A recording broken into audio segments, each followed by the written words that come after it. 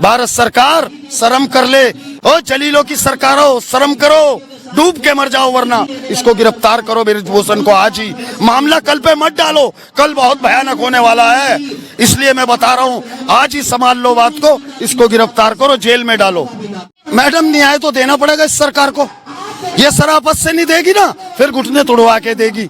ओ जलील आदमी डूब के मर जा यार, नाली में डूब के मर जा। इतनी गंदी बात कहता है तू, बेटियों के बारे में ऐसी ऐसी बातें बोलता है तू बहुत बेशरम इंसान है। कहीं गलती से देख, मैं गरीब आदमी हूँ, तनवीर भारती मजदूर, मेरे सामने मत पड़ जाइए, अन्य कुछ नहीं मिलेगा, मैं तेरे सिर में ईंट जरूर मार दूंगा ऐसी गंदी बातों पे।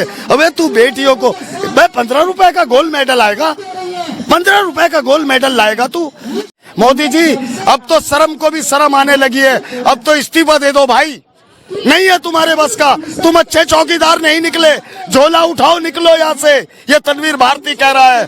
इस गूंगी बहरी अंधी सरकार को शर्म नहीं आ रही है, इसकी आंखों में इतनी लिहाज नहीं है कि जिन बेटियों ने मेरे देश का गौरव बढ़ाया, पूरी दुनिया में तिरंगे को लहराया, आज वो इंसाफ मांग रही हैं, उनको इंसाफ देने में देरी क्यों हो रही है। बहुत होली यार शराफत की मार, अब होगा तुम्हारे साथ तुम्हारी भाषा में प्यार। क्यों कि तुम तो इतने बड़े अपराधी हो यार, बेटी बचाओ बेटी पढ़ाओ की बात करते हो और बेटियों के साथ शोषण करते हो।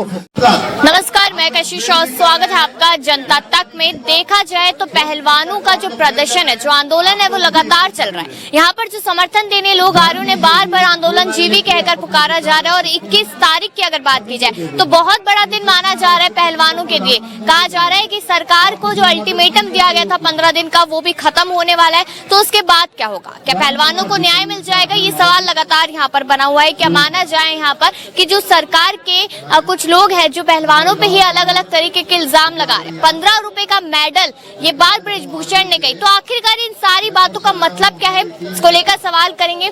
यही सवाल सीधा रहेगा यहाँ पर कि जो अल्टीमेटम के दिन है वो खत्म होने वाले, क्या होगा बड़ा यहाँ पर?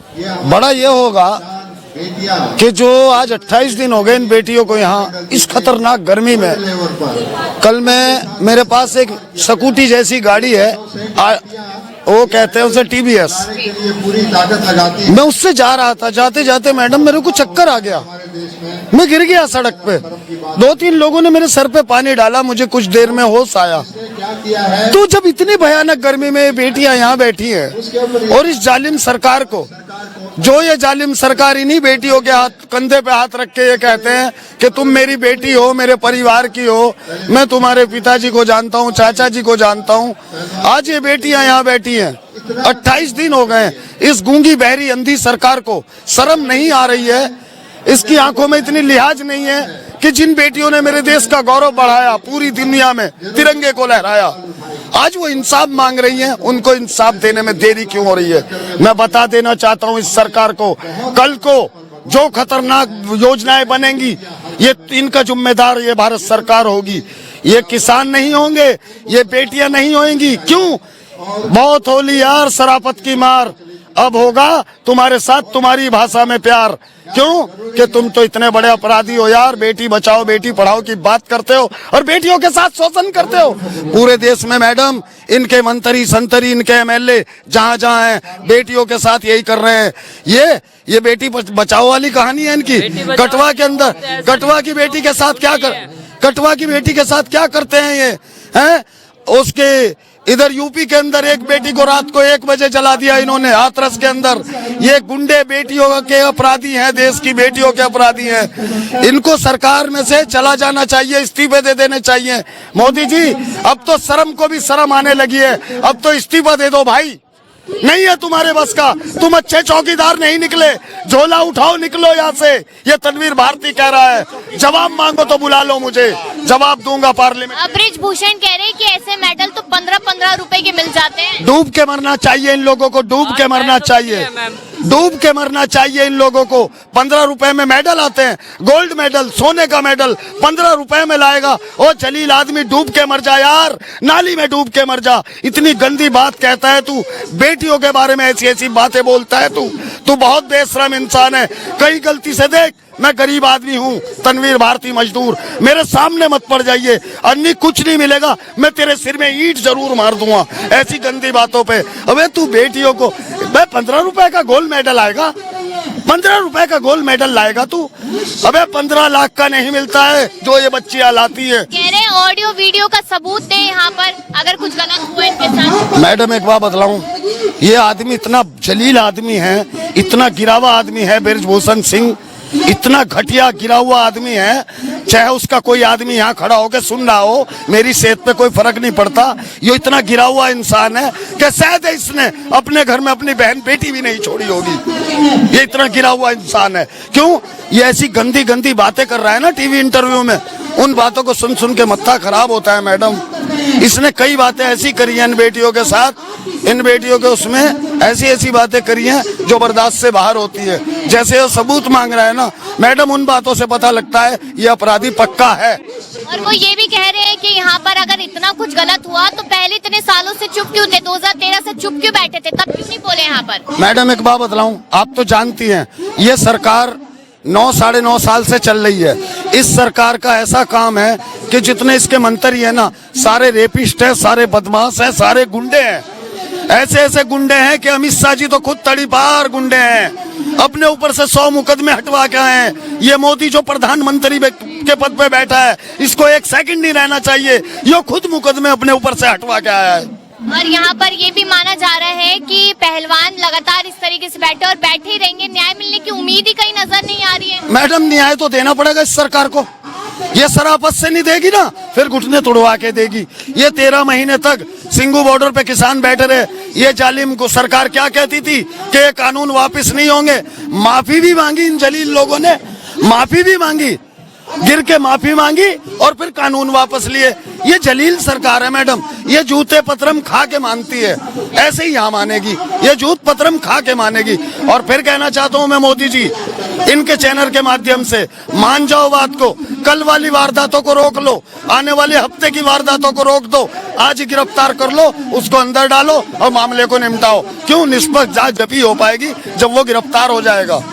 कुछ लोगों का ये मानना है कि शायद बृजभूषण के खिलाफ इसलिए फैसला नहीं आ रहा क्योंकि कहीं ना कहीं उसके पास ऐसी चीज है जिससे सरकार की पोल खुल सकती है। ऐसा है ना मैडम, ये सारे चोर चोर मुसेरे भाई हैं, ये सारे चोर चोर मुसेरे भाई हैं। एक दूसरे के ऐप को जानता है, एक दूसरे के ऐप को जानता है। यानी तू मुझे पकड़ेगा, मैं उंगली तेरे ऊपर उठाऊंगा, तो वो पकड़ा जाएगा, वो उसका नाम ले देगा। इनकी ऐसी कहानी, ये सारे झूठ बोल के तो आए मैडम।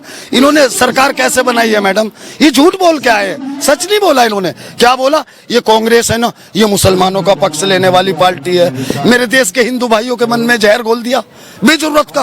और वो बात बिल्कुल झूठ है। इस कांग्रेस के कम से कम 15 काम मेरे सामने ऐसे हैं जो इस कांग्रेस ने मुसलमानों पे सामने से गोली बजाई है, सामने से लिटा दिए हजार मुसलमान हैं। कई बार के कई जगह को जानता हूं मैं, काली मस्जिद को जानता हूं मैं, मछली वाला हॉस्पिटल जानता हूं, मेरठ जानता हूं मैं, मुरादाबाद जानता हूं मैं, अलीगढ़ जानता हूं जहां कांग्रेस सरकार में मुसलमानों पे गोली चलाई गई है।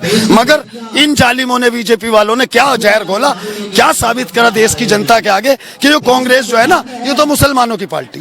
ऐसे कह के, धोखा दे के, झूठ बोल बोल के ये आए हैं देश में। मोदी जी तो अभी भी कह रहे कि सबका साथ और सबका विकास अच्छे से हो रहा है, हमारा देश इतना ऊंचा उठ रहा है, जीडीपी बढ़ रही है। मैडम इसको पढ़ सकती है, ये क्या लिखा हुआ है? प्रधानमंत्री कार्यालय, ये प्रधानमंत्री कार्यालय, ये प्रधानमंत्री कार्यालय, ये देखो, ये प्रधानमंत्री का लेटर। मैडम ऐसे ऐसे मेरे पास 25 लेटर हैं, मैं 9 साल से कार्रवाई कर रहा हूँ इसी प्रधानमंत्री को। इसकी भारत सरकार के कई मंत्रालयों के मेरे पास लेटर हैं, एक काम नहीं हुआ। मैं कैसे मान सकता हूँ जब पूरे जो भारत में दुनिया अपने अपने घर पे बैठी, उसका काम कैसे कर रही है सरकार? मैं नहीं मानता। जब 10 बार जाने वाले का काम नहीं हुआ तो किसका काम हो रहा है इस भारत में? मेरे हिसाब से नहीं हो रहा है मैडम, झूठ बोल रहे हैं, टोटल झूठ बोल रहे हैं आप इन बेटियों से। 24 के लिए भी पूरी तैयारियों में जुट चुकी है सरकार। माना जाता है कर्नाटक के चुनाव होंगे, उसके बाद कुछ ना कुछ इस पर कार्रवाई। मैडम मेरी बात सुनो, अगर इन्होंने इसको बृजभूषण को गिरफ्तार नहीं किया ना, 2024 में इनको मेरे देश की जनता टाटा बाय बाय कहने वाली है।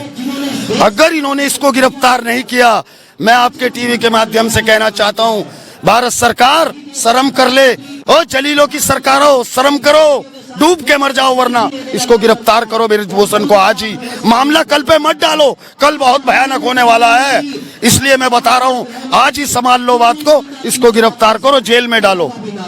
और अगर नहीं होता, देरी इसी तरीके से देखी जाती, तो फिर क्या माना जाए कि सरकार कहाँ चूक रही है? मैडम एक बात बताऊं, अगर सरकार जरा सी भी देर लगाती है, कल को किसानों ने कुछ कर दिया, उसका जिम्मेदार ये सरकार होगी। उसके जिम्मेदार ना ये पहलवान होने के, ना किसान होने के, ना दिल्ली की देश की जनता होगी। उसकी जिम्मेदार ये भारत सरकार खुद होगी। यहाँ पर ये भी मानना है कि जो लोग यहाँ पर आ रहे हैं या जो लोग बहुत बोल रहे हैं, जैसे कि आप यहाँ पर सरकार के खिलाफ, तो राजनीतिक पार्टियों का हिस्सा है, आप लोग कार्यकर्ता हैं। मैडम मेरी कोई राजनीति नहीं है, ना मैं कांग्रेस का, ना मैं बीजेपी का, ना मैं आम आदमी का। मैं एक आजाद उम्मीदवार हूँ, आम आदमी हूँ दिल्ली का। मुझे किसी पार्टी से कोई मतलब नहीं, कोई लेना देना नहीं। मैं कांग्रेस की भी बताऊं, 10 साल कांग्रेस का राज रहा, 10 साल कांग्रेस का राज रहा। मुझे पलट तो कांग्रेस भी दे सकती थी। कांग्रेस हारती नहीं मैडम, जानते हो क्यों हारी है? ये जो दिल्ली में राजीव रतन खड़ा है ना, दिल्ली में राजीव रतन खड़ा है, अगर कांग्रेस इस राजीव रतन को बांट देती तो आज कांग्रेस हारती ही नहीं। मगर ये भी कहना नहीं मानते। आप यहाँ पर